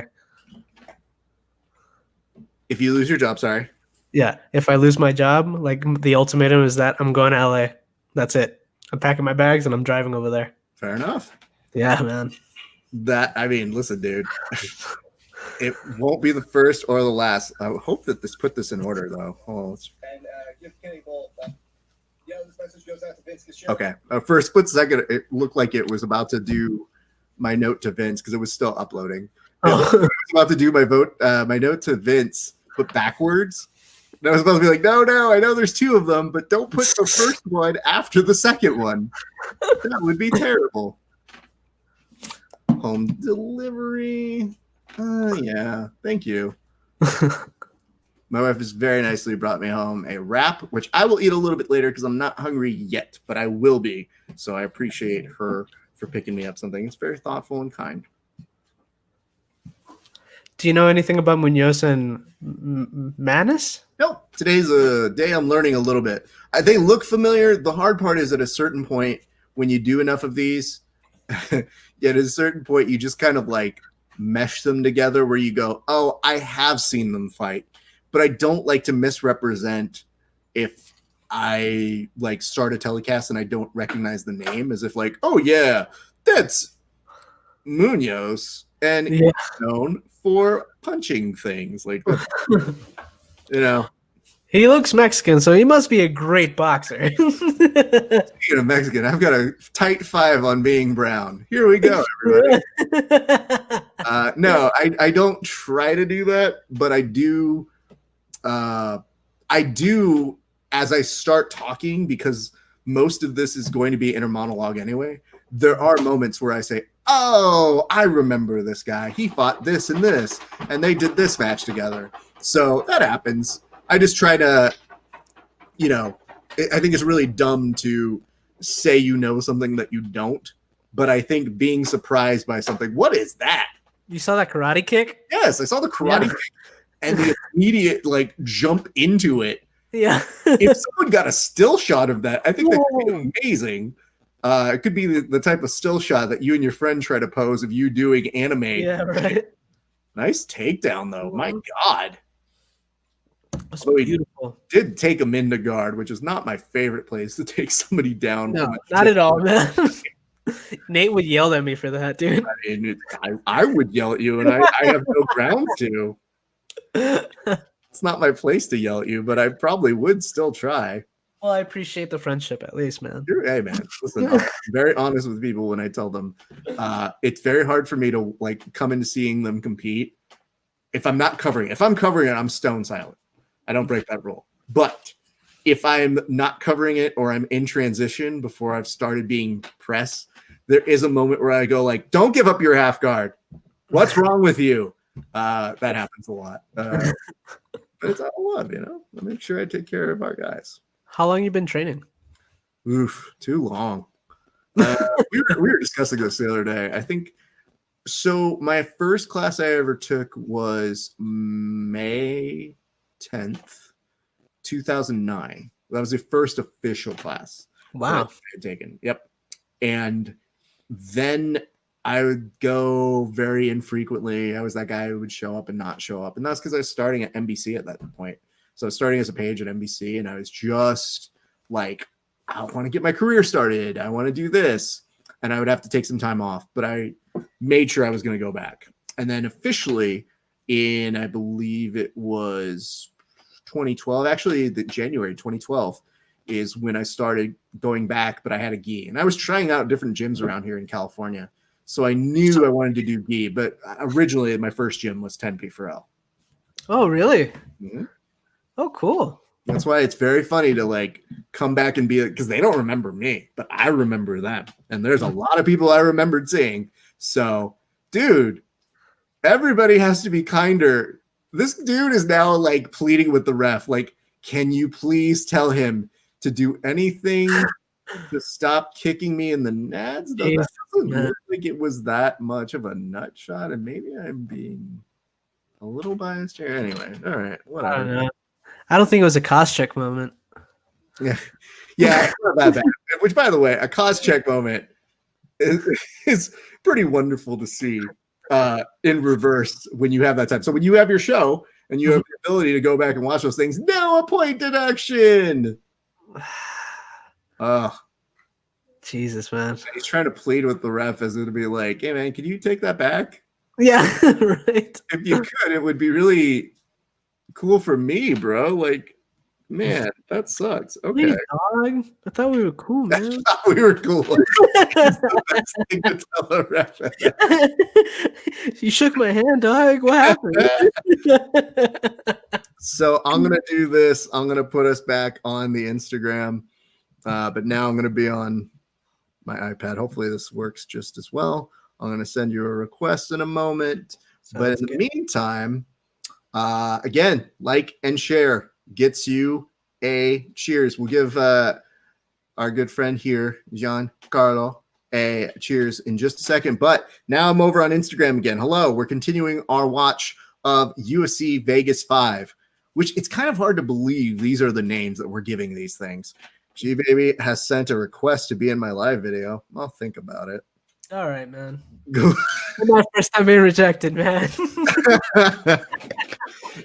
You're going to have to work pretty hard to make me feel bad about being rejected. All right. Let me see if I can.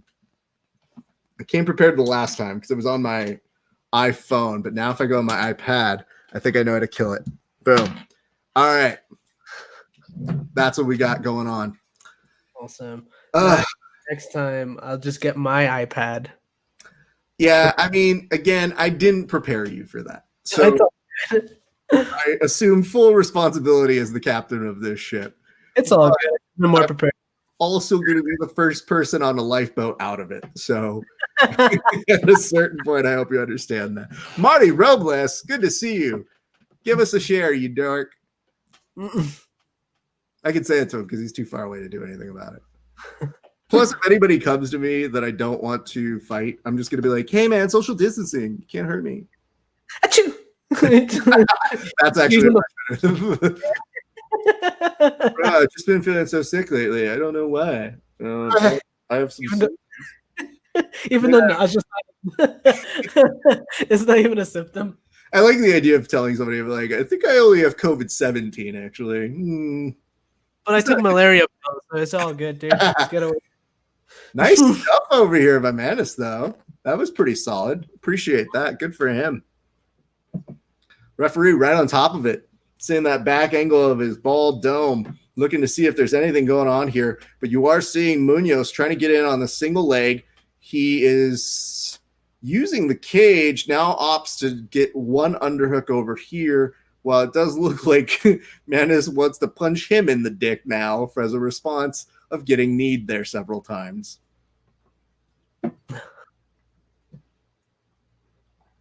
All right. What am I drinking? I'm starting off with my appetizer. My appetizer is, hold on, one Golden Road pineapple cart to begin with. Then we will make our way to the other stuff, fun stuff. But for right now, starting off with that so that I can ease my way into it. Because at first I was like, yeah, I don't know how long I'm going to have to keep this beer in hand. How's the craft beer scene in Cali? How's the beer scene in Cali? It's great, man. We have some of the best places that you can't visit right now. But Gotcha. I'd love to go visit. Like, the worst part is seeing all of the places when you're in quarantine or lockdown that you go, that looks fun. I'll go there when life resumes. Yeah. As soon as I think I told you this already, but like I was gonna have my first like 10-minute spot, like gig, like paid gig. It was gonna be in Santa Fe, and then the next one was gonna be in Denver, and then boom, like that just happened. Yep. But I can say my first paid gig was from Adam Hunter. That's Wow. right. That's pretty dope. That's some good bragging rights, though. And you know what? I appreciate that Adam is keeping a lookout for our MMA and jiu-jitsu community as well. For real. So that's pretty good. Oh, please tell me you're gonna attack this leg, both of you. Oh, do you think that's gonna be a calf crusher? No, I think he's thinking about it. But now, if you look at it, Manis has almost probably watched some tape on to extend that leg all the way back if something does go awry. But going for a toe hold, I don't think will really work on an MMA guy. So this calf crush is okay and valid, but I think he might be able to win out of it. Mm-hmm. Yep. I think so too. Yeah, I love that. And I got to tell you, there's nothing more that I hated than watching someone in that calf crush get knee barred, because all it did was give some of my partners ideas. Because I was like, don't do that to me. Dude, I saw that and I screamed at the TV, and my girlfriend was looking at me like, "Are you all right?" Like, just judging me. People don't understand. Like, that's not a good place to be. Like, that's like a secret weapon I have when people are trying to run away, and I go, no, I have this. Please just, don't be dumb with it. And a lot of times I let it go because I'm trying to be nice. Now, after I saw that clip footage, I just said, nope. Now I'm finishing that 100 times. Never. It's so scary. An opportunity to get out of it. But yeah, man, Adam Hunter, he was a lot. When like you see people on TV, you're like, oh, he might be an asshole. He was like the complete opposite. He was such a sweetheart, very cool dude, and like very supportive. No, he's great, man. And famous story about him. So right as the Tonight Show was coming to an end with Leno, we had all of our guests booked up, and I don't remember what musical guest, but they dropped out at the last second. Let's just say it's Rihanna. Could have been. I don't think it is. Could have been, but they dropped out the last second. And when that happened, they made a call to Adam Hunter. So Adam is on one of the final episodes of the Leno Tonight Show, and I think it was his first time working the Tonight Show ever. And when that happened, he did it on almost like Vince, where it's that 2-hour notice where he just finds his way over. He makes his way over to the studio, and I remembered him doing a really good job. And it was so wild because I knew him as MMA Roasted, and we were doing the podcast at this time. So to me, I just thought to myself, like, dude, good for him, man. It's pretty spectacular to see like the guy doing up big. And our jiu-jitsu community, they don't necessarily know the Tonight Show. They may watch it, but they don't know what that means necessarily. That's a huge deal. Yeah. Especially back then in comedy. Like that was your moment to shine. Yeah. So I was pretty happy to see him get the call. And like of all people too, because nobody else really knew about him. But I was just in the back being like, it's kind of like watching your buddy get a call. Like that's really dope. So and he did, like I said, he did a great job. Was so proud of him. And obviously it's fun to see. What's up, Lucas Ochoa? Haven't seen you in a while, man. I saw you gave us a share the last time. I did cheers you, by the way, the last time you shared this. And I will remind you guys, if you give us a like and a share, yes, my wife is dancing, so I'm trying not to lose concentration on this. If you give us a like and a share, we will give you a toast on air. And you want to get these cheers because next on the list is you giving us one. But I have to give one to you because you shared this. And to that I say a thank you, sir. Cheers. Thank you for having me, man. Well, cheers to your upcoming new show. I'm very excited to see it. I'll be very excited to be what's up, Angel David Castro? Too many names. He's also an MMA podcast host in Spanish, though. Oh, you're in Espanol? I can't do that shit, man. I'm just trying to like beast this one language. I don't need somebody able to do two. Yeah, dude, I can barely speak English myself. That's the hardest part. Is I'm like when people ask me if I know Spanish, I go, I know English well, and they'll be like, I know officially 1.3 languages. I can speak Spanish, but I speak English better than Spanish, and I can talk a lot of shit. So like That's 2.5. I don't. When people speak to me in Spanish, I respond in English, and I can't fix that. Like my brain permanently does that, and it's really annoying. Were you both of your parents were Latinos? Yeah, but they were born both here. So Okay. I think on one side I'm third generation. I think both sides it should be third, something to that effect. But yeah, they were fine. They literally were there. Well, actually, no, second generation one, third generation other. I have to double check that one. What's up, Blanca? Anyway, I can tell you this though. The funniest part about doing these things, what's up, Duarte, is that when my family tunes in, my dad's like, "You curse," and I was like, "I know." I had a family member send me a note that's like, when you curse, you show you're not smart. And I was like, you just showed you're not smart by sending me that. So, bye. All right. See you at Thanksgiving.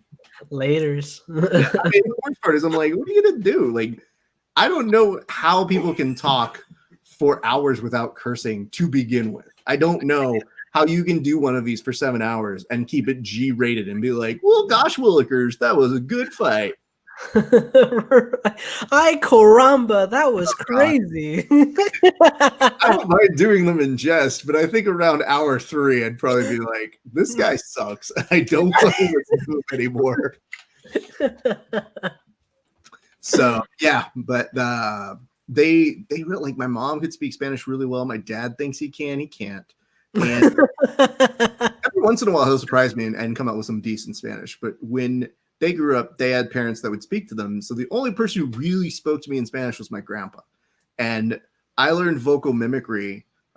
Like that's how I pick up things. So if I do impressions of people, that's how I'm able to speak in different languages or different, accents and whatever. So my grandpa, I modeled how I learned Spanish from him. And I had German Spanish teachers throughout my high school training. And all of them would just be like yelling at me to speak louder. And it wasn't like I had bad inflections or anything. They would just be so mad that my grandpa would be so quiet. I'd be like, yeah. And they were like, louder. And I go, Jesus Christ. The German teachers are really feisty with their language here. I know, right? For some reason. So that was my cross to bear growing up. But That's crazy though. I mean, do you know where, like, in which part of Mexico your family's from? Like your. So I think on my mom's side, my grandpa talked a lot about Zacatecas. Ooh. And so that is like ingrained in my head. So my grandma on my dad's side, my dad once finagled this to do an interview with them for like a history project, which I thought was genius. And I just interviewed them. I have to find this tape. But when my grandma was talking about like my dad's mom, she was giving us an interview where we're like, are we from where we think we're from? Like my dad did one of those 23andMe's and he came back and what did he say? Did he say it was we had some European or Spain in us or something like that? And we just go, okay. I know, but when he came back with Spain, he just goes, we've got this much this and this much this. And we all go, nah, that's about right. Like it wasn't a big surprise. It was just, congratulations, still brown. Yeah, I know. I did my ancestry and it came out like 36% Portuguese and 34% Spanish. Okay. And then it was like a huge percentage Native American, but Native American from Cuba, Puerto Rico, and then South America. Okay. And I was like, all right, I'll just keep saying I'm Puerto Rican though. I think that's the age. Yeah. At a certain point, especially people who have nothing to do with those forms, will just look at you, not interested, dude. After the third one, I stopped paying attention. Exactly, dude. But it's cool. It's really interesting. I've been getting really into like Mexico's history because my girlfriend is she was born in Jalisco, but she was raised in Colorado. But like, her family's from Jalisco, and I think I think her grandmother is from the Tarahumara tribe. Oh, The okay. runners. Yeah. So it's just really interesting. I didn't think, especially from where I'm from, like how much history is in that country. It's so crazy. And the food is amazing. I fucking love Mexican food. Yeah. I mean, that is one of the benefits is I'm like, nobody in my family can really do Mexican food like my grandma did on my mom's side. Like that was the best. And now anytime somebody tries to make something else, you're always kind of like, that's nice. Like my mom was probably about as close as it got. Because my mom was entrusted as the head tamale maker of the 9 children in her family. So and I've been hooked on tamales ever since I moved to the States, man. I was like, ooh, it's so much better than what we make. We have pasteles, and it's like because you guys use I think what was it, maseca, like the corn. We use plantain instead. Yep. So it's like, but I just love tamales a lot more. It's I'm probably got a lot of Puerto Rican followers for sure for saying that. There'll be a lot of Puerto Ricans checking out now and being like, well, I like this kid until he started speaking shit about all of our cultural history. So fuck this guy. No, I just know that like when I grew up and I got to taste them for the first time, like normally it's your inclination as a kid to not like what everybody wants to like. And I remember having one of them and I go, oh my God. And mom's the best at these. And my mom used to run our kitchen for tamales like it was military like precision. It was, you have to be here at this time.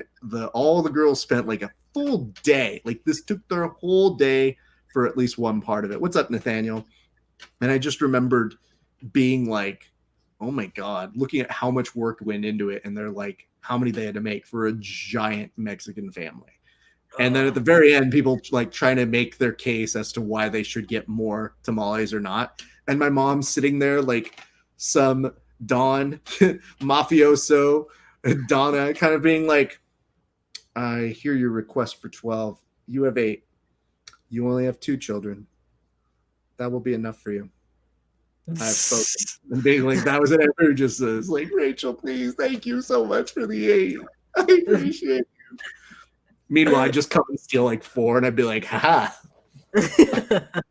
Man. Yeah, those are really good. But that's why it's also very hard for me to have tamales now, because now I just go, you're okay. And I know, it's really hard to convince. Like, it's really hard to take a Mexican to a Mexican restaurant because they'd be like, it's all right. Like, all of them are like that. Yeah, it's okay. I mean, because their mother's taste. Yeah. It's just, and then I go to her mother's house, and I'm like, oh, I get it. Yeah. It 100% makes sense to people when we go, oh, is that why? Yeah. I got a note from somebody who just put 100%. Yep, that's from Ron, who agreed with my Vince Cachero note. So that's awesome. Good for him, man. 38 seconds left to go in this fight for me. And it's Sanis and Martinez. Sanis in the blue trunks. Martinez in the very black trunks. Yeah, Martinez weighed in at 140 and Sanis weighed in, I think, like 136. That's incredibly understandable at these times. I don't get mad at people for missing weight at this point. Neither. At this point, I'm just like, listen, bro, if I can't make weight, who can? Just let them bang, bro. That's just my take on it, man. Just let them bang. Believe God's. If they will it to happen, then we should just take it. Yeah, for real. I don't mind. Seriously. Is that Hirizari 7? Thanks to H. Irasari. That's my cousin. Hi, cousin. Oh, what's up? Look at this. I'm glad you missed the earlier portion of us talking about food then. Don't go back and watch that for sure. Yeah. I'm going to ask a favor over on this side. Do you mind grabbing my charger? Oh, I was like, I can't, dude. I'm over here. Yeah, no, don't grab my charger, you dick. Yeah. I'm like, this one? That's very nicely suggested over to my wife, who is being a sport and getting that over for me. I think it's either in the bathroom or over this way. All right. What is that? I don't know. Someone's car alarm always goes off in this neighborhood, man.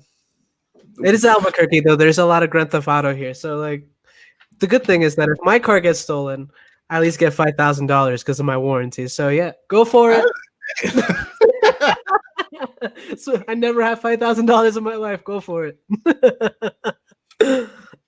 That is really funny when you get those ridiculous checks like that, though, because you always go, don't like break this up. Don't give me that. Yeah, I am not responsible. Can you hold this for me? All right, round 2, I believe, of the headliner for today's prelims at this. Someone's car is on blocks now, Nathaniel says in the comment section. Yeah, I mean, maybe, dude. But listen, bro, if that's $5,000, who cares, man? That's an easy fix for $5K. Bro, that's a security deposit in LA. I'm just saying, man. It is always interesting to see that they're now using the ability to put in scorecards from people who are like just saying like that's definitely a 10-8 round, and I think it's their way at the UFC of getting around. Yep. Like, hey, listen, we thought this happened. Maybe you might too. Yeah. By the way, you saw that Gaethje and Khabib's gonna happen? I did. Somebody said, I'll believe it when I see them both in the cage. And I was like, no. You're thinking Tony and Khabib. Very different. Gaethje's always ready, man. Dude, Gaethje don't give a fuck. And I'm surprised that they were able to make that happen in October, because I thought for a good while, I thought they were going to let Khabib just live. And I don't know what that Khabib looks like, if he's more or less focused.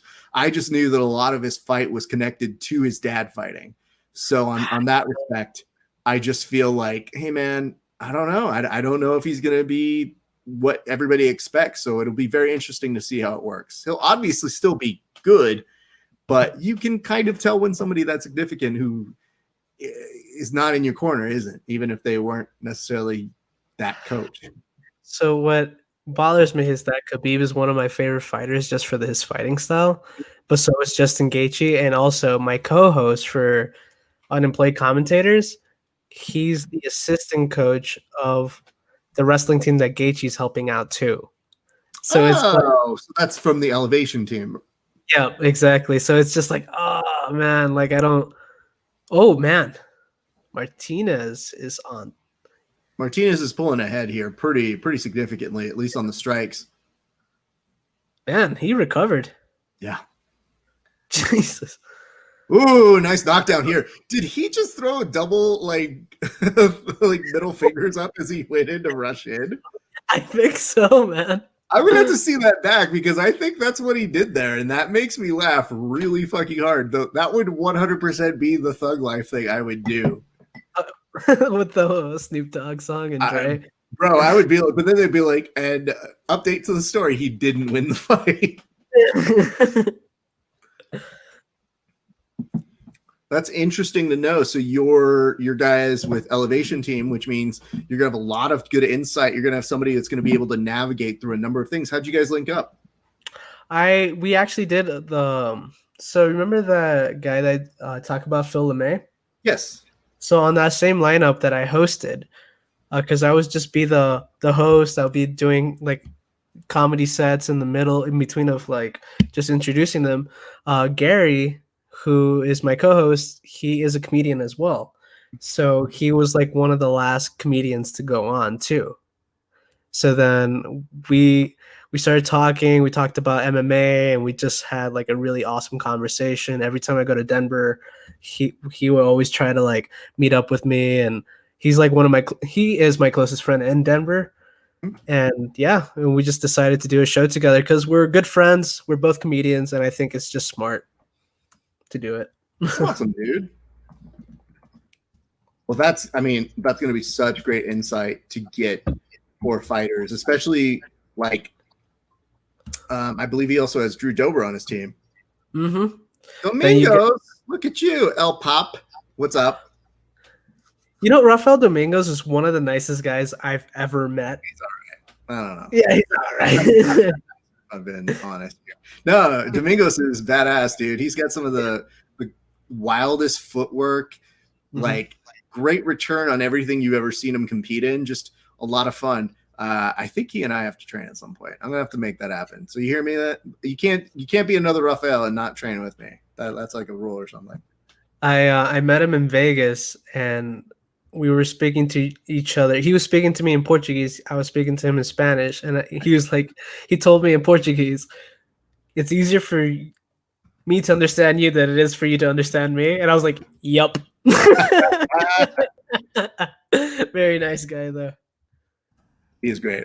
He's one of our favorites over here. It's been too long since I've seen him, though. So looking forward to catching up with him at some point when the world calms down. I think it's the nicest way to put it, because I always like make all these training plans with people, and I'm like, oh, right, I can't see him yet. Well, you know, if I happen to see you, wink, then I will see you. Is how it's coming down. So I don't know if are you training right now? But do you have like a home gym? No, I don't have a home gym. No, Okay. That's the worst part of this whole thing. Is I don't know if I did have a home gym, if I would even really use it. Like the whole thing I do for jiu-jitsu is I'm doing that. I have given business to a friend who gets tested every week, so that's really good. And I do some boxing training with him, and that's been my kind of catharsis in this. But like, I'm not training for a fight, so yeah, you know, it's not like he's funny. He was like, "So what do you want to learn?" I was like, "I don't know, man. Just like kind of keep in shape and kind of not losing my mind." He was like, "Cool. So like, do you want to learn like Muay Thai or do you want to do regular kickboxing?" And I was like, "Just pick some shit and tell me what to do. I'm too stupid to know what to do. I need you to direct me. So figure out what I want to do." And he just started laughing. I was like, honestly, I'm just looking to learn. Like, if you have the opportunity during these really, really terrible times, a new skill, then learn that. And the times, they are showing that low blow there, and that did not look fun. No. But they always talk about these like, pie in the sky kind of things where they're like, great thing about pandemic is you get the opportunity to learn a new skill. And it was like, well, you can't really learn too many new fighting skills without help. Unless you do YouTube jiu-jitsu and you learn moves that you probably won't use. And we've been talking about Zoom belts is what we've been discussing, because people were asking, they're like, how are people going to get promoted right now? And I was like, well, it depends on if you go to an academy where they reward you for just showing up. Right. But I've also explained to people my progress to being a brown belt is going to have a chapter when people ask, when did you get your brown belt? And it'll be like, yes, I remember the years I was stuck in the quantum realm as a purple belt. So you're fun. A purple belt right now? Purple belt, yeah.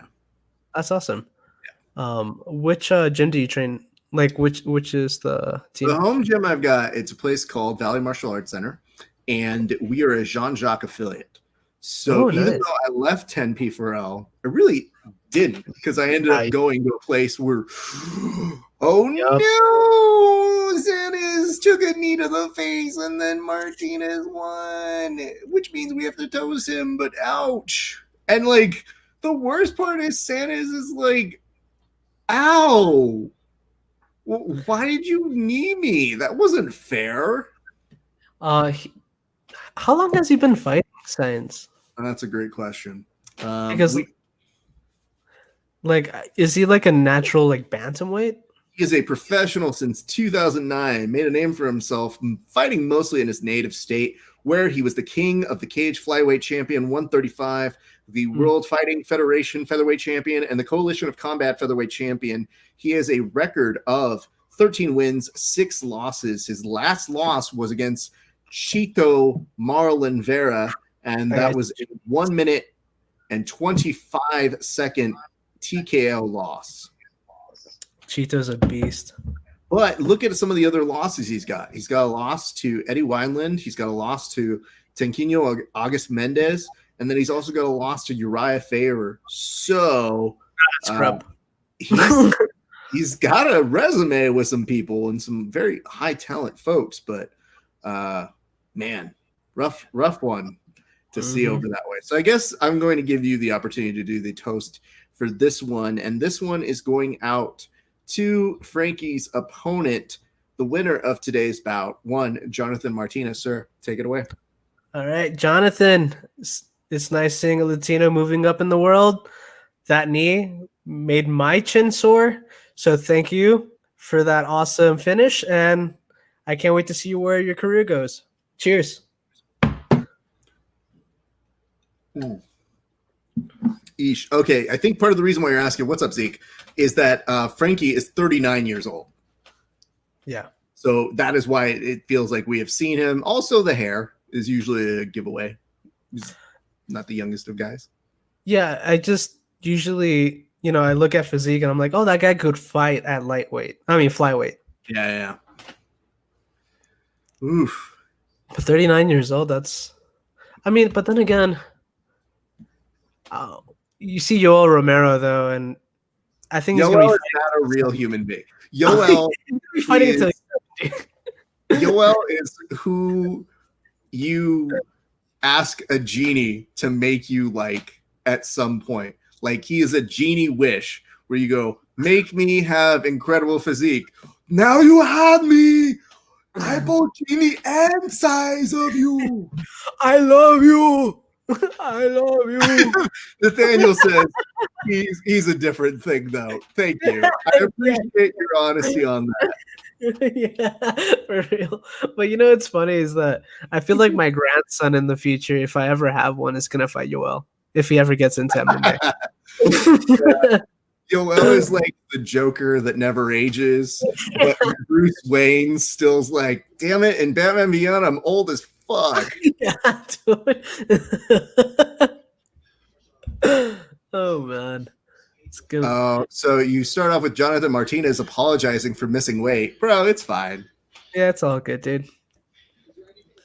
It's that quarantine fit. I like this. They're asking, Felder's hitting the investigative journalism here, asking, is there any particular reason you fat?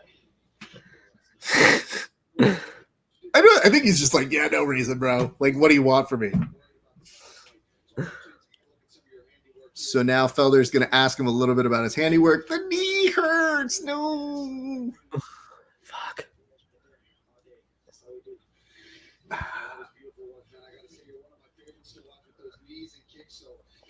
All right, they're trying to finish those guys up, which is a good reminder. What we're going to do for you guys watching on Facebook, YouTube, Twitch, and Periscope, we're going to end this stream. We're going to create a whole nother stream. So don't go anywhere. Instagram, don't go anywhere. We're still going to stay on live with you guys. We have to reset in about 30 minutes. But for you guys watching over there, so we're just telling you guys, don't go anywhere. BRBs. We'll see you in just a second. But right now, we're going to work to kill this telecast, and we'll be right back. So BRBs, everybody.